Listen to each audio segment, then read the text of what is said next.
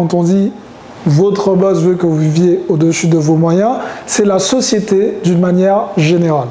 Mais aujourd'hui, on va se concentrer sur le boss et pourquoi ça a de l'intérêt pour lui si vous vivez au-dessus de vos moyens.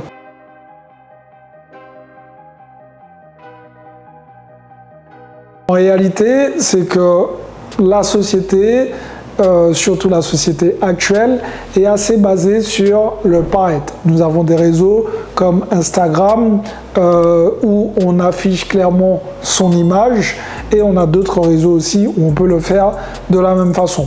Ce qu'il faut retenir, c'est que quand on met des photos par exemple de nos vacances, quand on met nos photos de nos nouveaux jouets, nouvelles voitures, nouvelles motos, etc., c'est synonyme de réussite pour certains et ça montre tout simplement que vous avez un certain statut social.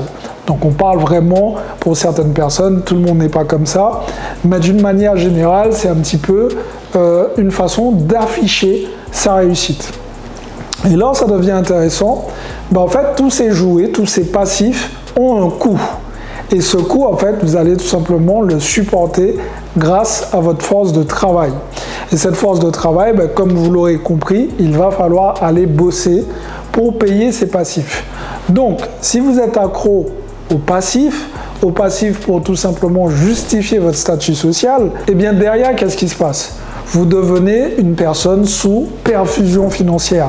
Donc en fait, pour bien imaginer la chose, c'est comme si vous avez une perfusion et cette perfusion, en fait, c'est votre salaire. C'est votre patron qui vous donne ce salaire.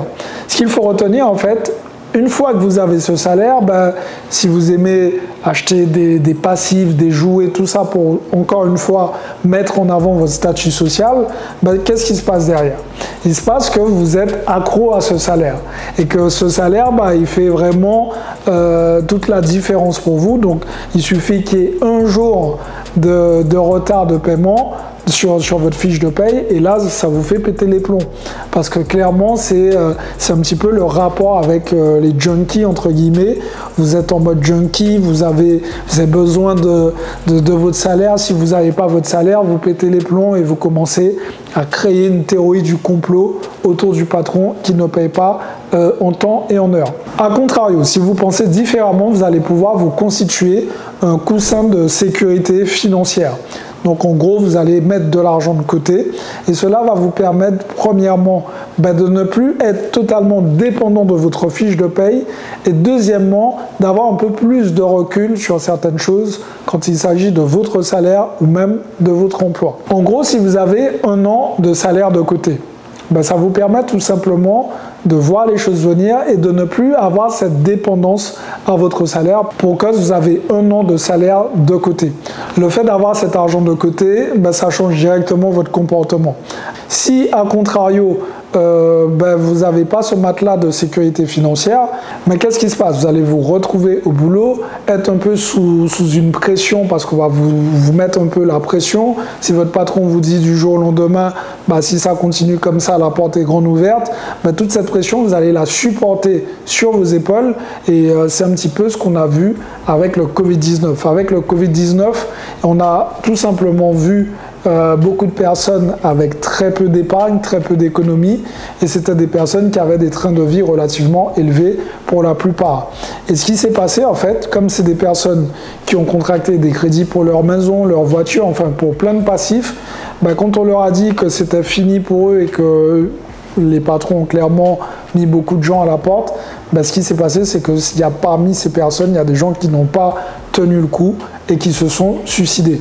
Alors l'objectif, c'est pas d'arriver là justement et c'est pour cette raison que vous devez absolument avoir ce contrôle sur vos finances pour ne plus directement dépendre de votre patron.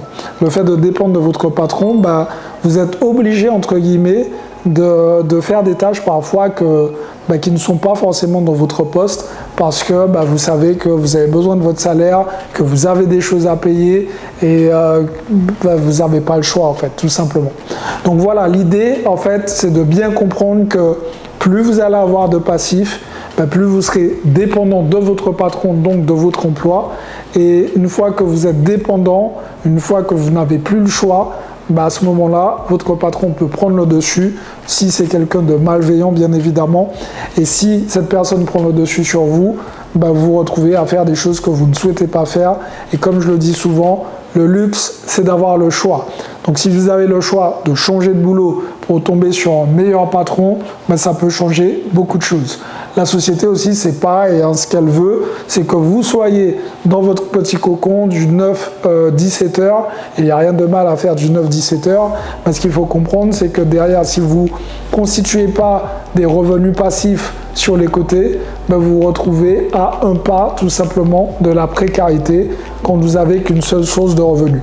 Demain, vous perdez votre source de revenus, vous êtes complètement à la rue. Donc l'idée, c'est de mettre en place des systèmes. Dans mon cas, moi, j'ai mis en place l'immobilier. J'investis dans les immeubles de rapport. Et grâce à ça, en fait, j'ai pu me constituer plusieurs sources de revenus différentes. Et ces sources de revenus, par la suite, m'ont permis de quitter mon job et ensuite de créer de nouvelles sources de revenus par la suite.